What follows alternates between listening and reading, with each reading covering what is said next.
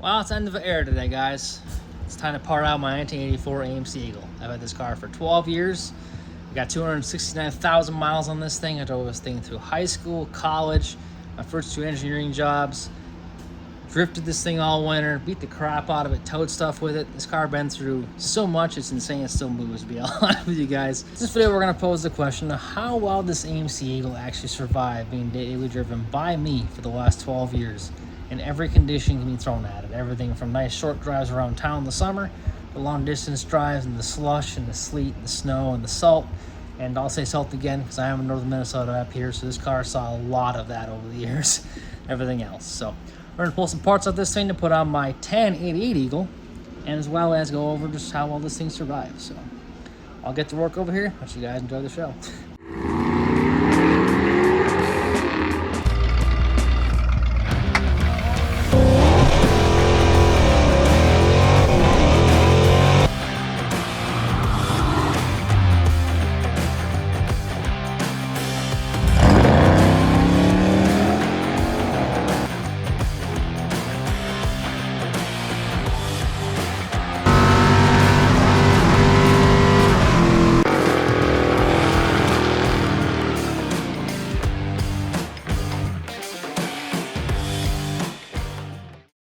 Starting off with a little overview of the top side of the car, since that's kind of the easy way to start with it. This is on the second repaint on this car. I bought the car in 2012, and then I redid it over the winter because the car was pretty rusty.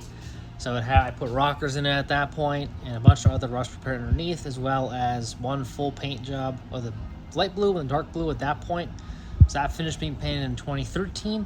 And this paint job was just a quick job over the top of everything. Again, just kind of scuff and spray, fixing small little spots. Basically a quick driver quality paint job, nothing elaborate by no means. It was basically fresh color that wasn't rusted through anywhere. And that was in 2019, I believe. I think I finished that up. So this paint job's been on here since 2019. So this is how it looks after basically about 6 years of driving it every day. So we're still looking decently presentable and stuff. There is some flaws here and there, obviously, because it is some decently rusty car. I think you got some more paint coming through on these areas and stuff. I also did a repaint on all the plastics at that point too, so that's starting to get kind of wore through again. Which actually I'm gonna do today is I'm gonna pull all this out since it's gonna be sitting outside more, so I don't want to ruin any more of that than I have to. So I'll have some like side marker lights and nice plastic stuff on the car. It looks nice. Overall, it looks pretty presentable yet. There's more rust around the edges coming through and that kind of thing. Like you got some mounting spots forming behind your moldings along the side, in the middle of the doors and stuff. As well as all the edges, got a little rust around door handles, that kind of stuff, and chips places, you know, a little more rust on this quarter too. This car is very thin underneath, which you'll see that when I put it up on the rack.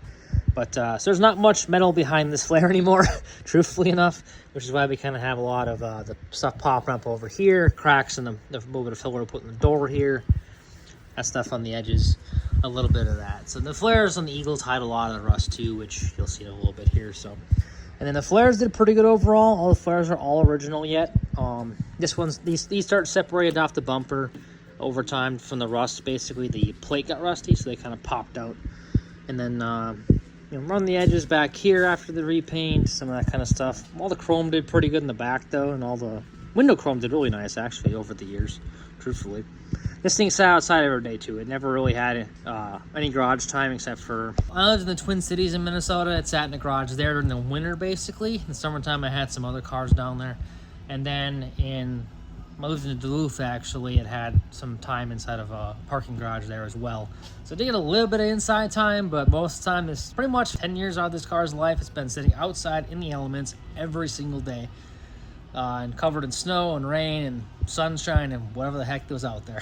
On the passenger side here, we basically got a little bit of rust coming through. The dog legs are pretty thin. They have some filler. There's a decent amount of Duraglass and filler in this car over the years, just make it look presentable as a driver and that kind of stuff, because it didn't matter. It's a daily car driving in the salt, so it's got rust. This is what it is. So motley spots here on the locks and stuff, that kind of thing. So looks pretty presentable overall, which was the main thing. To make it look that way just for daily driving. So it's kind of how the outside looks. Under the hood, it's on its second motor right now. The original motor made it to 176,000, where it basically the rings were pretty much shot So I drove it that way in college probably for like I was thinking 4 or 5 months. Putting about a quart in a week, something like that. Just, you know, just gotta do sometimes. It wasn't time changing motors, so we just kept cruising it. So I will say it did rust-proof the whole bottom side of the car, and that motor actually I did rebuild and was very nice inside after being cleaned out from fresh oil every week. But anyway, right now it currently has a 1980 Eagle motor in here right now, so still has the old style head and the Eagle and the Eagle provisions on the block to fit the 4-wheel drive and that kind of thing. So this motor's been here since I want to say 2019 as well, when I actually did the outside of the car. And then that's when we re-ringed this motor and put it in the hole. That's been good ever since. This motor's probably got, I think, 60,000 on the re-ring job, 70,000 on the re-ring job. So it's got a little bit of blow-by again, that kind of thing. But again, it's being used, and it's more of a daily car to get A to B. So it didn't need perfect, just needed to work to get there. So. And it's a little crusty underneath here too, just from the salt still being on the car somewhat, because I stopped driving it in, would have been April this year. Inevitably the brakes quit, so that's why I stopped using it, because I've been limping it along and the brakes just stopped working totally. So I stopped using it then. But anyway, so you got everything on the hood here is pretty much all stock. We did omit some small things, but like this actually does not have a computer set hooked up on it anymore. It's just a carburetor with none of the electronics hooked up to it. As you can see, just a standard Carter BBD on there. And then AC is still hooked up, but all the electronics are pushed off to the side and off of it. The original motor, I did run all electronics all the way till I pulled the motor out. So that was from 105,000 I started on it with, all the way to 176. And then I kind of just omitted all that just for easeability for maintenance on the cars. Less stuff in the way to work around, basically. And set it up to run basically like a, say, 1978 Concorde engine would, or 1978 Gremlin or whatever. So overall under the hood, very stock underneath here. Nothing extra anywhere else. It's all original, pretty much set up like a 77, 78 Gremlin or Hornet would have been. And no special tricks or anything like that, just a regular AMC 6-cylinder under here. And inside, I do have it in the hoist, so I might not be able to see the best in here, but inside, actually that broke we drove it in the garage because it's been sitting a little bit. So that's only the second one I've had to put in, so I only broke one driving this car myself. But so door panels held up very, very nice. Interior in this car is still in pretty dang good shape, truthfully. I'm not really a messy person, that helps, but driver's seat is probably the worst one. Obviously it's got some wear here, that kind of thing, just being used for so long. But passenger seat's still perfect. See the back is still really nice too in here. Carpet's all nice, all this kind of thing. Got a little bit of chalk back there on the panels, but not really super insane, to be honest, for sitting outside daily. So overall, pretty stock in the interior. Not much was really touched that way. I did put a aftermarket stereo I had in the car the entire time I drove it, because, you know, high school kids got to have tunes, so that's just a requirement. Which in that case, I also put the 6-inch speakers in the doors, 6-inch rounds. 2 6x9s in the back. This thing actually pounded pretty good, not gonna lie. One thing I did have an issue with is about last year, so we'll say I've been 11 years and 6 months worth of driving, the cable for the button did finally break actually on me. So I put this chunk of wire on here, which is on the little tang down there that picks up out of the little keyway deal down here. Put your hand over the top, get your finger on it, and just pull it right up and shift your gears if you need to and put it right back. So if you guys did need to do that, you have the same issue. Very easy fix, honestly. Super easy to use too. It's not really in the way or anything. Nice comfortable spot. You can catch your finger on it and just do what you need to do. So here's a little shot how I did that for if anybody has the same issue I had. It's kind of wrapped it around that little pin right there. Picks the pin right up right out of the gate and you're ready to go. Otherwise, as far as interior goes, this is all pretty much just regular simple AMC stuff. Like you got your, you know, sun visors. I changed the ends to metal. Or actually, never mind. They were changed to metal before I got the car, and that person was a little rough with the visors. So the cardboard is a little junky, but grabbing them, pulling them down like this, they worked fine. I just made sure I took care of this one. It lived through me driving at the car the whole 12 years, even being the shape it's in. So, and just regular, you know, hood release has a rope on it in this car, that kind of stuff, which I was also done before I got the car. But the rope, they work pretty well actually. It's kind of like this. I actually worked up perfect, truthfully. So it is an option if you got a hood release that does not work in the best. Don't mind having a rope sitting there. And then, you know, the headliner, that's just a common thing too on the later cars. But, you know, a couple old chunks of wood up here holds it out of your hair, and you're ready to go. Also, every fall and spring, I have lubricated my hinges back here. These ones are all original on this car yet. They live through everything. They do break off. Sometimes you don't lubricate them, so that's also something to make sure you do that kind of thing. So, but that's kind of more of the outside of the car. On the top side, so we'll toss her up on the rack. I'll show you guys the bottom side of this thing. So we got her up on the rack, so time to check out the bottom side, and you can see what's going on down there. So underneath this car is all stock as well. Nothing's been really played with too much besides just replacing components to make it all as needed to be. So it's got a couple wear items over the years. Obviously top ball joints, replaced those I think probably a couple times over the years. I did put one used lower ball joint on the passenger side here. This one just had too much play. I did get a set of axles at one point in time. I think this is probably its only second set of axles over the years on both sides. Several end links I put in at one time. This is actually I had the car on the hoist for. I wanted the sway bars out of this car because this actually has the sport package sway bars. It has the front sway bar and also a rear sway bar on this car. So it just is the best handling Eagle I've driven in my life, actually. And it's just it's really due to the sway bars, because the front one actually is bigger than the stock Eagle one, and the back one is, I think it's the 1/2 inch or something like that. It's a small back sway bar, but the car has massive amount less body roll. It's insane how much better it drives. It drives way more like a Concorde as opposed to driving like an Eagle, where they're kind of more wishy-washy. This doesn't have any of that, which is just honestly makes the car a little more enjoyable, and also it drifts way better that way. So overall, nothing super extensive in the front of the car. I think we did put some end links on, or put some tie rod ends on at one point, if I remember right. Maybe that was inners. Inners look a little nicer. Maybe it was the inner tie rods we did. I got a pitman arm at one time because that had some play, but that's just, like I said, general suspension wear items, nothing fancy. This still does have the steering stabilizer on it, but it's pretty worn at this point. This have also all the skid plates in this car. I did put tow hooks on it, tow buddies out of the ditch back in high school, which I did use these somewhat. Also, it had the inner fender replaced. I think that's the 3rd time it's been welded up on the driver's side here. This is actually 1/8 inch plate this time. That's pretty dang sturdy weld the last time I did it. This last time I actually taped myself doing this on this car. That's on the channel. A couple videos, probably from last winter sometime. Same as this side over here too. But you can see the frame's rusted down to here over on this spot. I also have a lot of tar on the side of this frame rail because this frame rail has no bottom right here. It's tarred in, so it doesn't collect any more stuff. The strut rod brackets were rotted out. I had to put a plate on them to actually have a place to put the strut rod. That was a clunk I had in this car for like a solid 6 months. Could not find it. It was actually, these wouldn't tighten up enough because it's got too thin in here. So like I said, very thin underneath. Everything up there is fine though. All the vacuums and 4-wheel drive stuff is left alone, 100%, like set up like factory would be basically. So that's got the shift motor on the front axle over there with the skid plate on it, all the factory lines, and the shift motor up here on the T-case as well. Since this is an 84 car and it has the 2 shift motors, the 86 goes to just a single shift motor on the T-case, and the front axle is one piece up there. So it also doesn't have that extra skid plate there, which is what covers up the axle disconnect, and the front one is just the main one they always had. So has a 1980 Eagle skid plate down here, which is a massive amount beefier than the later like 83 and later ones that have all the holes in them. This is a 1981 off the same car the motor came from, and you can set this car on it and it probably would not do anything but bend the floor. So exhaust wise was passed over the years. It has a factory header pipe yet with a small trunk added in the middle. Mufflers, many mufflers and tailpipes past that. So that's general wear items though, nothing super out of the ordinary.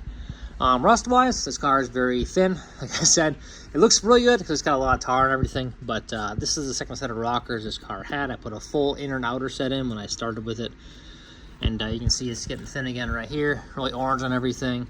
The outers are already gone behind these basically. I did put a 4-pen in over here too. This is a chopped out, I think starts about right here. It was very rusty and the whole floor was getting wet all the time, so I put this in I think 2 winters ago. And you can kind of see it coming back through again right here. So it's all very tarred over everything to make it last, but it's all tarred over rust basically. And then it has the regular Eagle frame rail rust. This is very bad. It just looks a lot better in the video. That's all I'm going to say. And up front here, their diff is all original, so is the drive shaft, all that kind of thing. I did replace the transmission a couple years back because I had the one that came with the car. I had a little lollygag between second and third gear.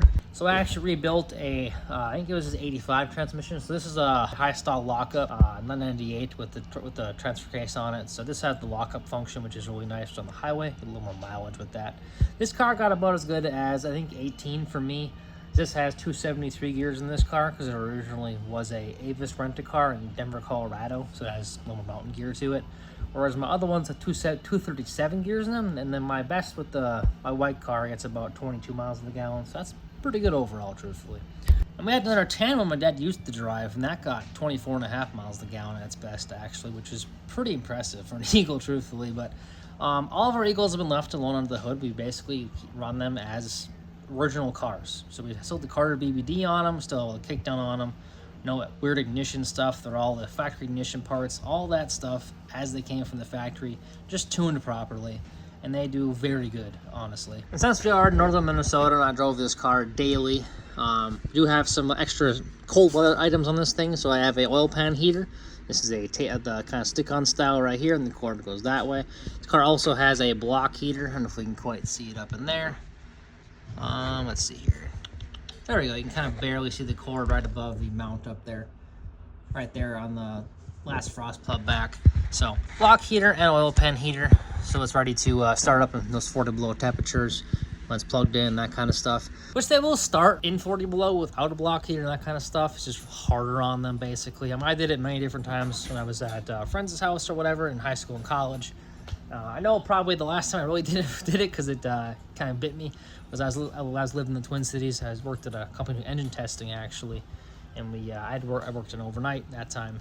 Got up and got done with work in the morning, fired her up, and it was about 42 below, not plugged in. And then I was heading back from the Twin Cities at that point, and I think I made her about an hour from home and started clicking pretty bad under the hood. But I was like, well, the oil line ain't on, so I'll send her the rest of the way home. So I made it back here, and then we needed a camshaft after that. So we did do the camshaft without pulling the motor, actually. So we have a nice big hole behind the license plate here right to the bumper. So I just pulled everything out. You can't quite see the hole in the backside here, I guess, but best way to see it's right there. So I pulled the license plate off, pulled the AC condenser and the radiator out of the way, and then slid the cam in to the front of the car, right into the motor, which was just a milling replacement cam, nothing super fancy. So the motor in this car, I think I had about 60 grand on it when I first put it in here. It was out of an Eagle we used to push stuff around the yard with. And then that motor, we ringed that motor after that. I used it for a little bit as it was, and it just didn't work the best, so we ringed it. And then so the cam probably had, we'll say, probably 80,000 on it, something like that. Which obviously, though, it was motor sat for a while too, so maybe it had something on it. And probably just the oil, not being able to get to it, swiped it in that case of being that cold outside. So. But yeah, fresh milling cam, slid her in the hole, and it's been good ever since. But some of the reasons I stopped driving it was stuff like this. This is your front frame rail here. It's definitely not the best of shape anymore, as well as the inner fenders and stuff. This one, passenger side, was a little bit better overall. As you can see up in there, it's mostly just been fixed the one time. And we got, frame rails and floors and pinch welds that are pretty much just, ready to be falling down in this kind of shape. So this side is a little more rusty too. We got rust kind of coming around where we have all of our welds up in there on the floor pieces. This is actually a plate I put over the original kind of gap area. That's pretty not great looking up in there. That's the pretty much carpet right there. You can see coming through. Torque boxes, this is the second torque box bottom it's got over the years, as well as I put a piece all the way back over here. It's all welded into whatever I could find to weld to, and then tarred the heck out of it. This is mostly pretty thin around this over here too. On the rest of your torque box area, more tar and everything. I used a lot of roofing tar to keep this car sealed up, put it that way. And stuff like that. So very, very thin in a lot of cases, and getting pretty rusty on the frame back here too, with all the lines. And you can see the inside of the frame is very, very flaky. This is the rear sway bar I'm taking off, so I want to get this out of here. Also gonna pull the air shocks out of the car too from out of the one, that kind of stuff. So Rear end did pretty good. I did cut off some stuff. I did break an axle one time. Just driving down the road regularly, this tire flew off, ended up in the trees. That was kind of a fun experience overall, but I might have actually some video footage of that. I'll toss in here actually. Well, I had a new experience today, guys. I was driving along here, about 20 minutes out of Virginia. Cruising along at 70. All of a sudden, the Eagle started getting a little scrolly on me. I was like, what the hell's going on? And all of a sudden, just drops down. Tire goes running past me. So I pull off to the side. I got the Eagle over here. She actually broke the axle right off at the spindle, or at the bearing. So, yeah, that's a new one. But I did find the tire, actually. It just caught the ditch here real well. Showed up right here, so I got the tire. And, yeah, so... Okay, looks like it didn't do too much damage, though. It just ripped the flare off. And then we got a little bit of molding I caught, and the wheel mud flap I got back, too, so... But, yeah, every day is an adventure, I guess. Like I said, nice, clean brake. I mean, right in there, nice and tight. Just like a nice snapped right off there, and it's all she wrote, I guess. Like I said, it's actually not terrible. I just had to grab myself something to drink. There's a gas station over there, so I don't want to be parched while I'm waiting for a trailer. Anyway, it's not terrible, actually. Like, it ripped the flare off a little bit, and the molding's junk on, obviously off of it. But, I mean, this car's rusty, but it's actually not too bad right here. It rolled the lip back a little bit. Brakes, and you put new ones on anyway, as you guys can tell. But, yeah, it just split right off like that. It was kind of goofy, actually, but that's all right. We have more axles at home, so get her home, put her up on the rack, pull the axle, I'll pop a new one in, be ready to freaking go.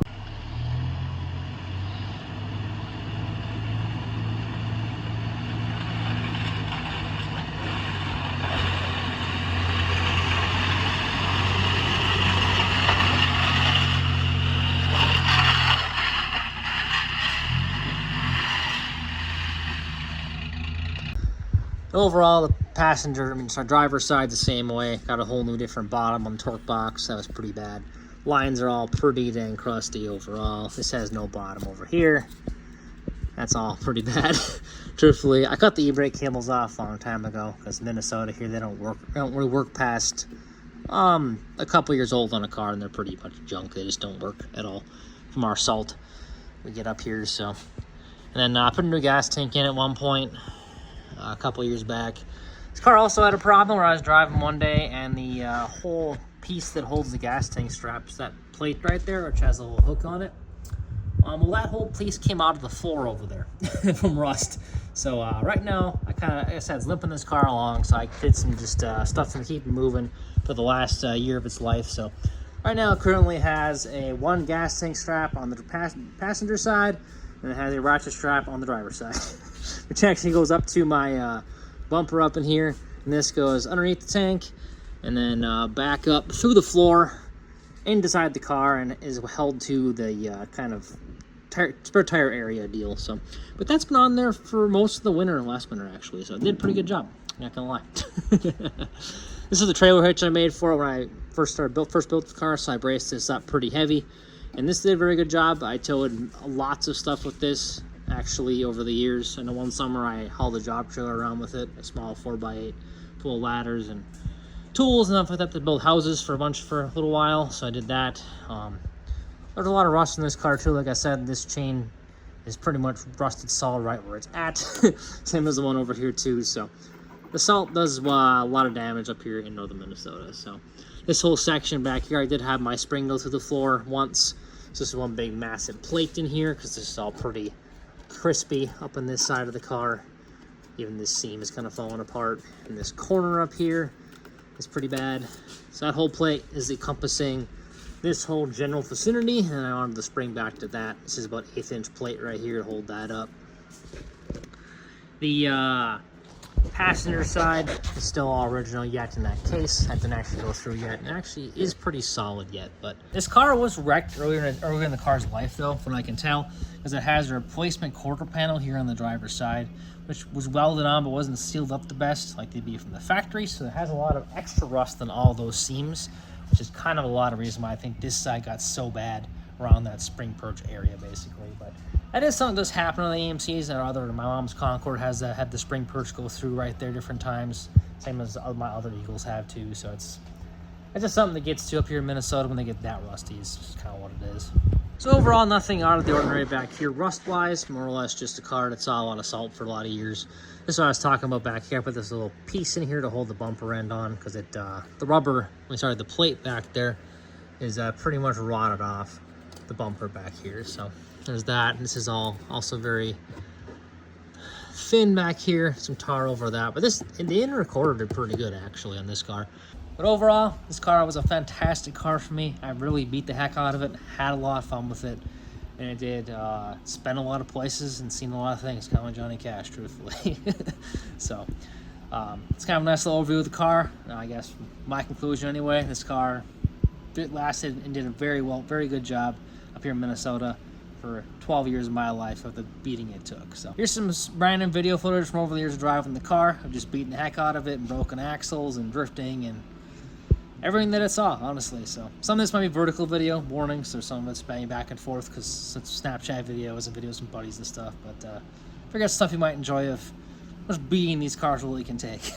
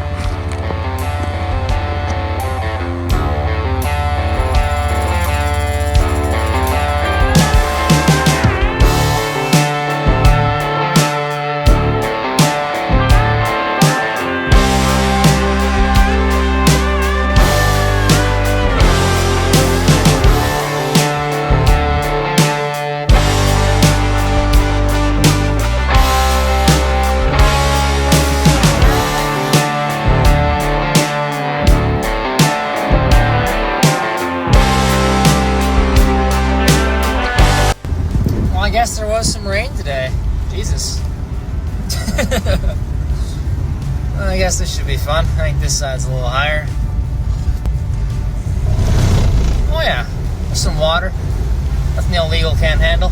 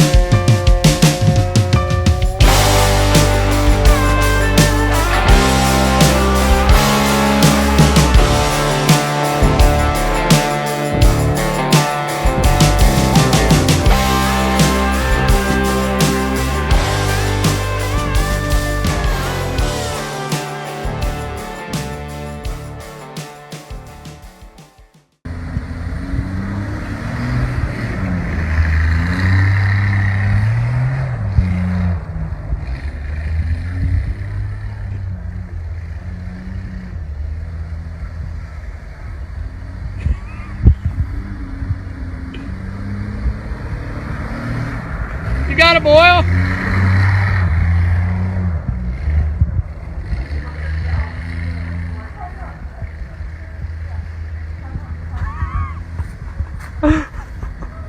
Keep it going.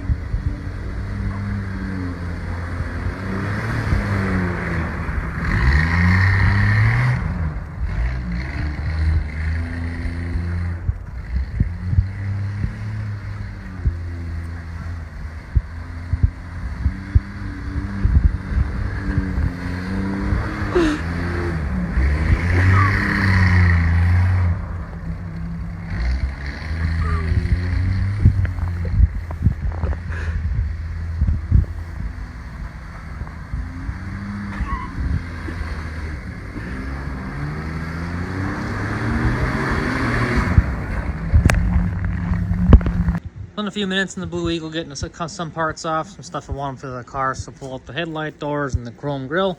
Just had the 81 grille in the car I put in before, nice and chrome. I'm going my 88 actually. Got the rear sway bar off it. It's a little bit rusty, but it'll work nice in the other car. This was impressive right here. I actually was able to turn this and pound it through the frame nose. It was so rusty. But we'll do a little bit. I'll put some new bushings on this and should be ready to go for the Tan Eagle. That was the front sway bar, which is already outside. I also pulled out both front axle shafts because they were nice. I had replaced them in this car already, so front end's all, I know teeth left over here, just the headlights now at this point, so. And some open axle holes right there, and all the shields off, that kind of stuff, so. So ready to put her back outside. Since we had the Eagle in the garage still and it was warm in here and the car was warming up, we decided to pull some more things off, actually. I actually fully gutted the front end, so there's nothing left up there at all. Headlight doors, and the headlight buckets and all, since they're in very good shape yet.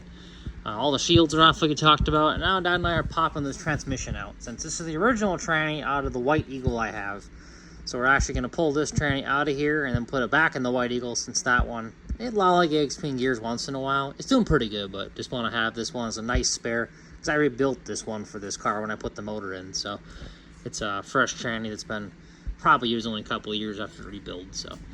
And then you can really see the rust on this car now from this angle, actually. You can kind of see just how bad those rockers really do look. Across the bottom right there, and all the orange on everything just looking nice and corroded, which is always fun. So, got the drive shafts out, exhaust cut off, basically right at the muffler right here. So I'll pull it out, put it off the side for later too. And basically got the torque converter bolts out. I got to pull the front drive shaft yet. Couple other small things. I'm ready to drop this tranny out of here, put it on the cart, put it out back for later. Well, I officially got an empty hole. Just got the 258 showing up there. Got all the lines plugged off. We got the speedo cable held up over here with a bag over it, still full of tranny fluids. That'll be okay. Shifter linkage is zip tied over there. Trans lines are hanging out. I took all of my four-wheel drive lines off, plugged all the ports on everything, so I got nipple caps on all these ones up here.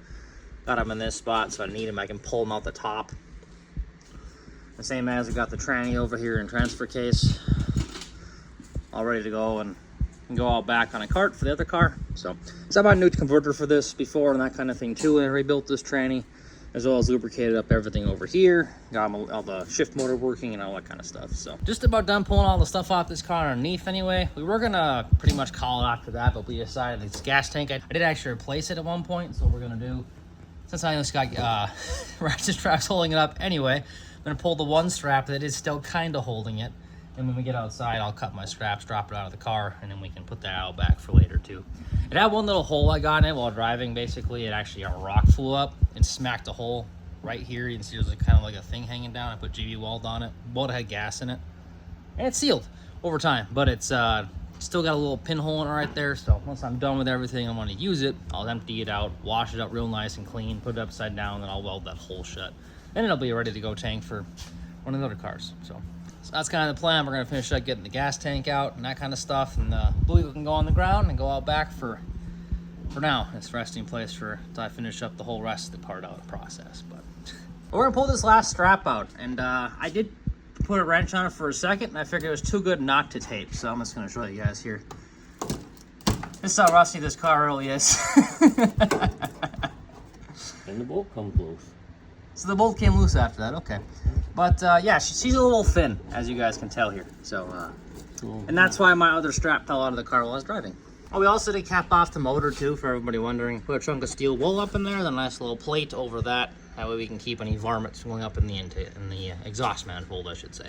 So we're all capped off, ready to go on the floor. We took care of some other stuff outside today, and as you can see, the Blue Eagle is still in here and on the floor. I have decided I'm going to pull the motor out of it too. That way it's just, everything's in a nice spot, all sealed up. And that way if I need the motor this winter, I don't have to go out in the snowbank and grab it, which is why I pulled the transmission out before too. So I think I'm just going to pull it all out of there so it's all in a spot I can get to it if I need it. So I'll get the hood popped off and let the fun begin.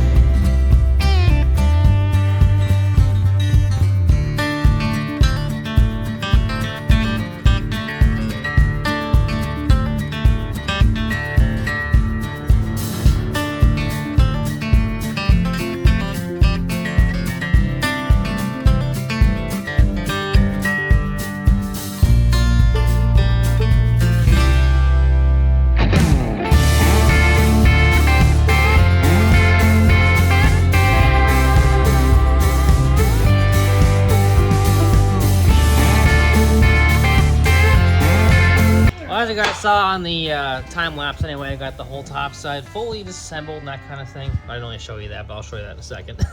But now we're getting a couple things wrapped up on the bottom side just because it's easier to do some of the mount bolts down here. Basically pulling those 3 bolts right here. The ones that are on the bottom side of the mount. So there's one right here, one over there, and you can see one on the far side over there. Focus. This one comes out the best from right here with my fingers. Once you have it loose, you can work your fingers on it. You can also put it back in from that same spot. On the front side, yep. And then we got the one on the top of the forward front differential right here too. And this side, we pulled the bracket off the pinion, which is also the back at the side of the block. And we got all the bolts loose on the mounts pretty much. You can get from down here is the best way to do it. That way you're not fighting it from the top because they just, some of them just really suck to get loose on the top side. So if you have the opportunity to work from the bottom side and loosen them, 100% seize that one because it makes the job way faster and easier, truthfully.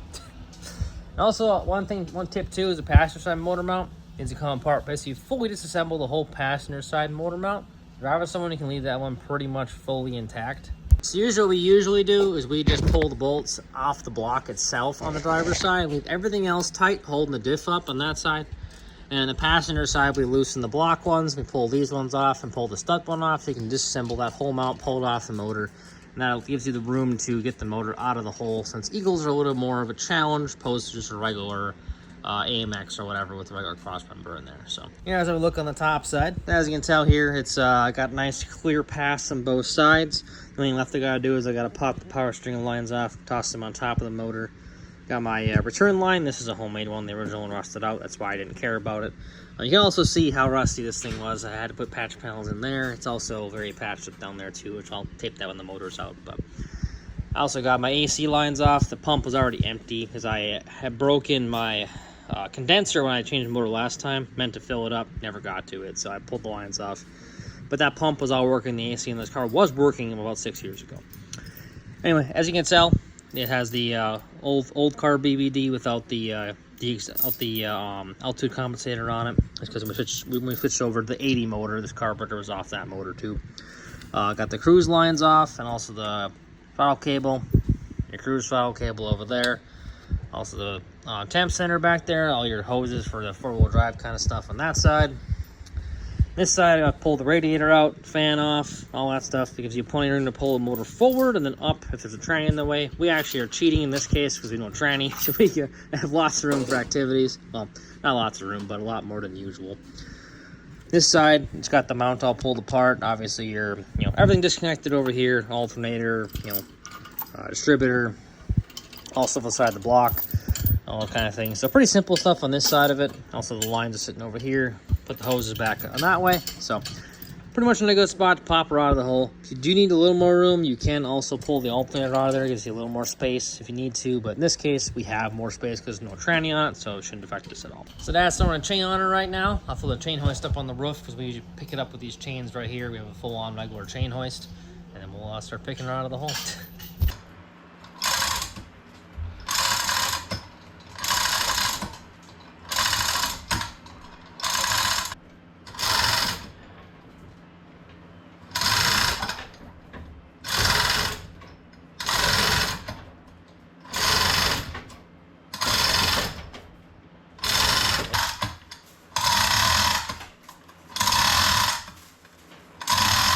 I just pushed that so I can take that. Oh, I got you. There's work coming up. Should be fine to go to the hoist. Wow.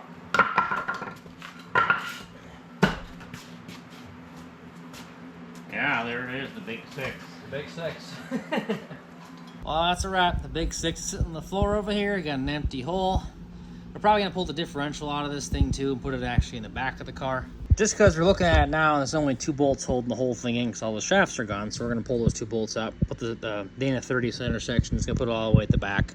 That's on hand for later. And we can get the shift motor out and it doesn't get rusty or anything like that. But for reference, though, you can see what looking like fixing the inner fender goes. But this is probably the 4th time I fixed that over the years. So you can kind of see it's definitely cobbled together well. We did with the motor in the way, welding rust on rust, and then so it definitely didn't work the best. The patch on this side, when I changed the motor, I patched this side. So that one did pretty good because this motor leaked a decent amount, as you guys can tell. Overall, done a lot of work in this engine bay, and it's nice to be starting on the other Eagle, which is totally rust-free, which I'm kind of really looking forward to.